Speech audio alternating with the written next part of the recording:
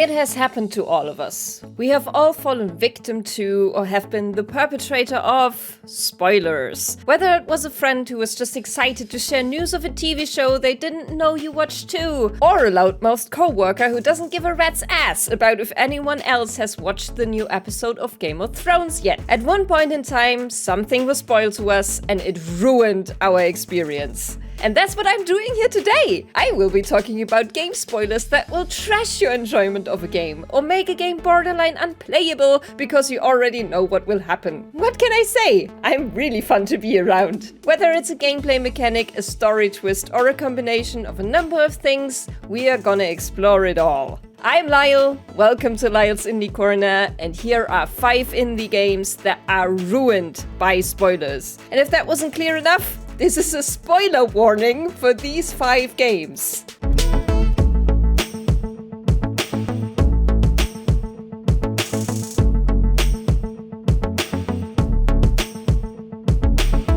To be honest, this is probably the most well-known spoiler in indie gaming history at this point, but I will still include it because it is just so iconic. But that's also why Undertale only starts this list off. This one presents itself to you as a fairly typical, if old-school, JRPG with a pixel style to make it work and a quirky cast of characters that will make your adventure worthwhile. It may start off a little creepy with this maybe not so friendly flower, and you might get a hint that there's a bit more to the game than you initially anticipated, but that's just what makes gaming exciting, right? Also, you meet Toriel, who teaches you all about how to play the game, or rather, keeps you from playing the game? Anyway, you start exploring and it's not long until you meet your first enemy. The combat is definitely something different for a JRPG. Not turn-based, not real-time, but more like a bullet hell type of experience that's not easy to figure out at first.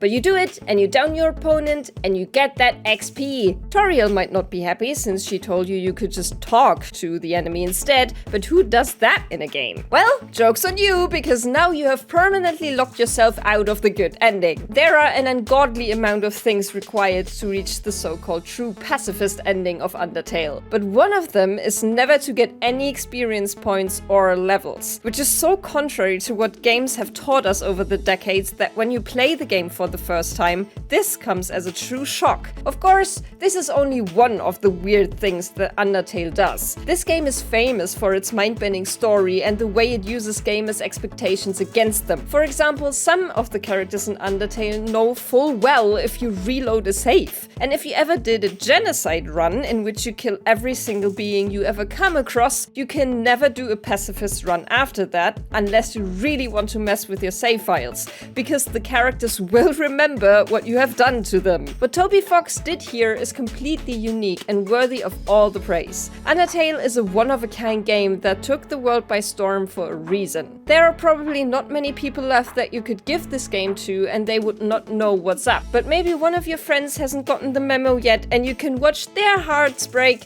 once they finally figured out they really shouldn't have killed that cute frog in the beginning.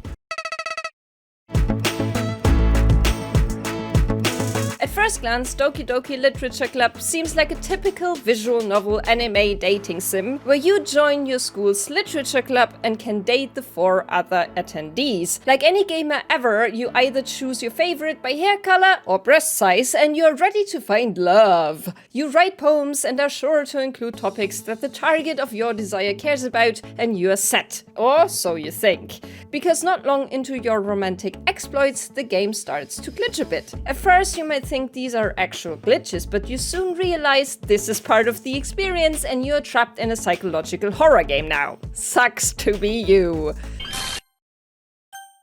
Fair warning, there are some pretty graphic images in this game and it plays a little too fast and loose with self-harm in my opinion. But this sure comes as a shock that players did not expect the first time they played it. Not every one of these ladies is truly as innocent as they first seemed, and you learn that Monica, the club's president, was behind it all along because she wants you for herself. She deletes the other characters from the game, which leads to more glitching and really freaky imagery. If you want to scare a friend and they are not squeamish about the things I talked about, let them play this. They will definitely not thank you for it ever, but you will still have a good time watching them scream. In the end, you as the player will have to go into the files of the game and delete the Monica character by hand in order to be able to get an ending. Yeah, there are different endings too. There's just nothing exactly like that feeling when you play this game for the first time, when you realize something is off. You will never have that shock again, but I promise you watching other people go through the same thing is almost as good. At least this time you're not the dork getting scared. Another pretty well-known indie, What Remains of Edith Finch is definitely one of my favorite games of all time, but not one I can personally stomach to replay ever. Maybe this is a personal thing, but the story told here is so gut-wrenching that I cannot bring myself to relive any of it. But trust me, the memories are still pretty fresh. This is a game you won't forget easily. And also a game you will never be able to play quite the same way a second time around. You start on a ferry, reading a journal. Soon we learn that we are in the head of one Edith Finch, the last surviving member of the Finch family. She goes back to her ancestral home, a house so precariously built, you might not even be surprised that no one is left alive. But no, her family did not fall victim to sketchy architecture. Instead, every single person has their own tragic way of dying. But instead of a family, there were just memories of one. Edith writes down the stories of her relatives while we experience their lives and deaths through different gameplay sections that all play a little bit differently. Every story is told in a fantastical way. Some of these are easier to decipher than others, but there are a lot of themes like depression, addiction, or loneliness. Everything is wrapped up in metaphors and tension. There's talk of a family curse, and if they truly are cursed or fell victim to their own vices is up for the player's interpretation. I guess the two deaths that people find most memorable are the frog section and the fish factory one. The frog section I will never ever be able to forget. This is dealing with the death of a child, a very small toddler too. And putting you in that situation as a player, knowing full well where it's gonna go but unable to do anything about it, was heartbreaking. Likewise for the fish factory section, where you play two mini-games at once and where you slowly leave the drab reality behind to enter a beautiful fantasy world, all while knowing that the character you play as in that moment is suffering from depression and is imagining leaving the dark reality he knows behind for a world he imagines to be so much better.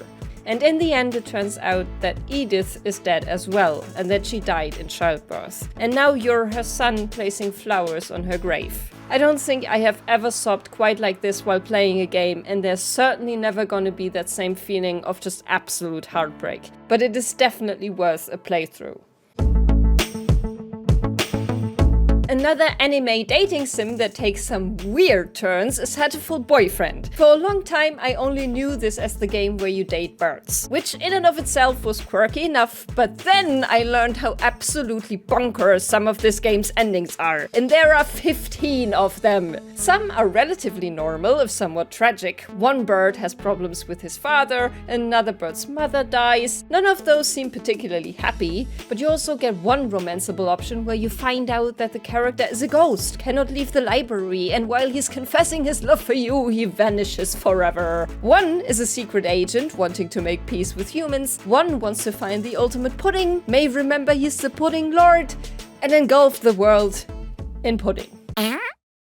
So, you get the idea. This game is not interested in being a dating sim. It wants to tell weird and funny and tragic stories. And mostly, it likes being a parody of dating sims. Once you have completed certain character storylines, there is one last surprise this game has for you though. The so-called bad boys love ending. You finally learn the backstory of why you're dating birds. This world is actually post-apocalyptic. Because of the bird flu, humans wanted to erase birds forever, but instead of killing them, their wonder drug actually turned them into intelligent beings. War breaks out, humans lose, and now birds are the main species on planet Earth. The protagonist is sent to this bird school to determine whether birds and humans can peacefully coexist. So, you start the game as normal, but at one point you switch perspectives, and it turns out the protagonist got murdered! Yes, this is now a murder mystery game. As I said, absolutely bonkers. And nothing prepares you for any of it. You just wanted to date some hot birds, and now you're dead. Serves you right, I guess. I'm gonna give a quick shout out to my wonderful editor, the Potato Witch. If you wanna get spoiled for one more game, you should go check out their RPG recap video on Final Fantasy V. Outer Wilds is a true masterpiece when it comes to exploration. You really do feel like an archaeologist traveling to different planets and uncovering a lost civilization. You solve puzzles and piece together what has happened to the Nomai, who seem to have suddenly vanished in an extinction event. It has twists and turns, secret places that were in plain sight all along, but until you uncovered that one piece of information, you just didn't realize it. And you have to solve it all in 18-minute time loops, because yes, this is a time loop puzzle game. There's so much to see and so much to find in Outer Wilds. This universe is full of surprises, and an initial playthrough will take you about 15 to 20 hours. But once you found the coordinates to the Eye of the Universe, know how to reach the Astron Project, and figured out how to navigate Dark Bramble, you can end the game. And you will be able to end the game in one loop forever. After that point, Outer Wilds can be completed within 20 minutes, and the rest of the game is now optional and never again required. This is honestly absolutely genius, because everything you need to end the game is totally available from the start. But how you get there is tricky to figure out. It's a masterclass in puzzle design, and it's also why spoilers for this game are so detrimental. There is no playing Outer Wilds twice. You can only truly experience it once. I've heard people say that the only way they can kind of recapture the feeling of their own time with the game is through watching somebody else's Let's Play or stream and see their joy of connecting the dots. Otherwise, this is one to keep in your memory forever, because damn, it's just so good! Also, I wanna have 4 eyes too, feels far more convenient. And so, that's my very helpful list. Hope you enjoyed these spoilers and that you truly only watched because you knew the games. Here's another video of me talking about my favorite indie game soundtracks. Thank you so much for watching, and let's be weird together.